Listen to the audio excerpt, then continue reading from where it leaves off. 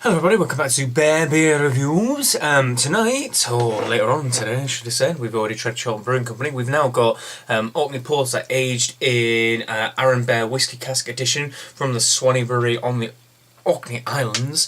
This is a beer that got sent to me from the Beer Vault Reserve monthly subscription beer sending servicey thing. With probably a really bad description of what it is. They've got a website and you can sign up to get like a standard kind of 6 or 8 beers a month, or you can get like a Vault Reserve box where they send you some kind of cooler, rarer stuff from around that they kind of more curate to try and get you some wackadoodle cool things. This is one that they've sent. I've already got a few of them and I've tried off camera. Pardon me, a lot of the stuff they sent, but the first one they sent out had a Westy 12 in, so it just goes to show you what kind of things they do get in there. So these guys know what they're talking about. Next one I'm getting has got Jaipur X in, which I've had a few times already, but it's a special beer, and I got a Tom Yum Goes from Wild Beer from them. A few different things. Worth checking out if you like it. But this is a batch of Orkney Porter that's been patiently and expertly aged for 18 months in Isle of Arran Bere whisky casks. The spirit previously contained in the cask was distilled with ancient Bere barley, grown here on blustery Orkney. This hardy variety is probably one of the oldest cultivated cereals in the world. There you go. This clocks in at 10.5%, and it sounds pretty interesting, to be honest. It really, genuinely does. I've had one of the, I think it's the Scapa Special, a standard bitter that these guys produce as well, and it's a standard bitter, but it's very well made. So I'm always willing to give a try to a different wear. So let's pull this out and see what we have. Now, interestingly, that is a lot lighter on the pour than I thought it might be. It almost has a slight opaqueness to it. You can, yeah, in fact you can. Just right near, maybe near the bottom of the glass, you can just about see around the edges. It's not 100%, there you go, there's a bit of glimmer and light there. It's not 100% pitch black, it's a little bit lighter than I might have expected. But it still has that nice, thick lacing head on it that's going to stick around despite that ABV, which is always cool.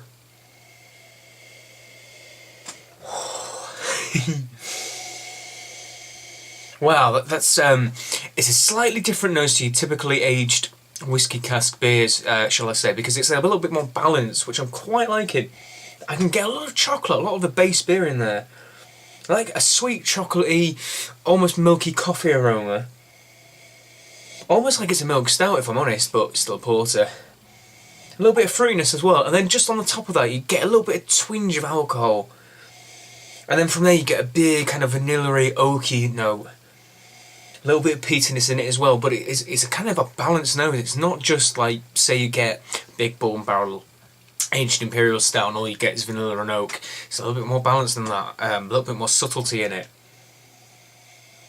Still, it smells amazing, jumps out the glass here, there's plenty of aroma there, plenty of complex aroma as well. That's pretty impressive. The first barrel-aged beer where it's had surprising complexity, so well done guys. Cheers everyone, let's give it a shot.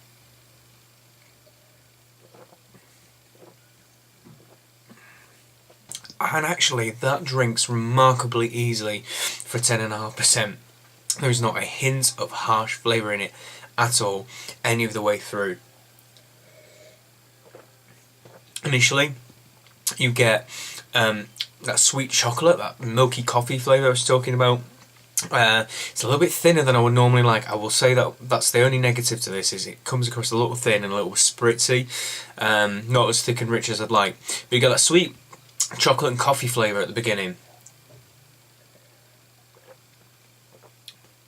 and then you get a little bit of oakiness, a little bit of kind of tannic woody flavour in the middle, and then towards the end I get a lot of sort of licorice. I get a real massive twinge of licorice, that kind of bitter tart licorice flavour. And then, even after that, so you can see we're going through kind of layers of flavour, I get on the aftertaste, I get a nice subtle whisky note. I'm generically saying that because it's not particularly distinct. So even on the nose, although it was quite complex, and I like that, on the palate, the whisky is very, very subtle. Extremely subtle. Hello, Wilson. It's a very, very subtle flavour, and I like that because it's very well balanced. But I almost think the whisky's getting a little bit lost at the back, almost as if it's a bit of an afterthought. perhaps I'm fishing at things. I still think it's a really decently well made beer, and I think it's definitely worth going out and have a try to get your hands on some. It's not the biggest, it's not the baddest, it's not the booziest, and it's not the most whiskey of kind of imperial barrel aged, you know, businesses, but it's worth a try. I'm going to give it a solid 8 out of 10. It's pretty good. I like it, and I could definitely drink it. 10.5, but it goes down like it's way lower than that in a good way. So it's worth having a shot if you see any.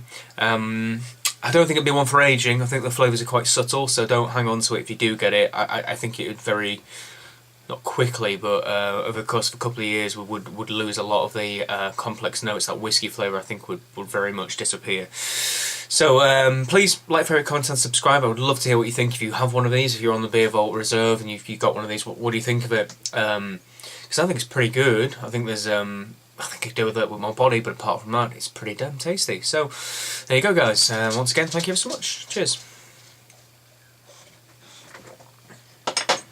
Might as well do this as well while we're here. Listen. Hello, puppy. Cheers.